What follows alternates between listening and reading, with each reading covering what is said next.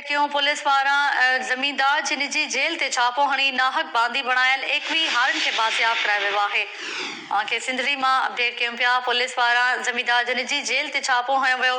नाहक बांदी बणायल 21 हारनि खे बाज़ियाब करायो वियो आहे। अदालती हुकुम ते पुलिस कर्मचारी में ज़मींदार जी निजी जेल ते छापो हयो। वधीक तफ़सील मालूम कयूं था। सिंधड़ी मां असद शहर असां सां लाइन ते मौजूदु आहे। जी असद शहर, वधीक तफ़सील आहिनि। जी मां तव्हांखे ॿुधाईंदो हलां त ही सीशन कोर्ट मीरपुर ख़ास जे हुकुम ते फुलारियूं पुलिस जो कंछाड़ीअ में जेको आहे ज़मींदार भाग्येश्वर जी ज़मीन ते छापो हणी 11 ॿार 4 औरतुनि समेत 21 जेके हारी आहिनि उहे बाज़ियाब कराए वरिता। बाज़ियाब थियलनि में ज़ुलेखा, करीमा, सोधी, राज़ू, करीम बश्त, अली हसन, दोस्त मोहम्मद, अमन, नवाज़ पठाणी, अली असगर, फौजिया, एजाज, जावेद, जलालदीन, जमालदीन शरई ॿिया शामिल आहिनि। बाज़ियाब थियलनि खे फुलारियूं थाणे ते आंदो वियो आहे, जिन खे सुभाणे अदालत में पेश कयो वेंदो।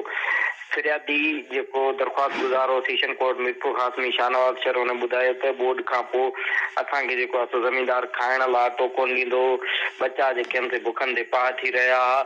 मजबूरन असां अदालत जो दरवाज़ो खुड़कायोसीं त असांखे जेको आहे बाज़ियाब करायो वञे। जी महिरबानी जी असद शहर तफ़सील ॾियण लाइ।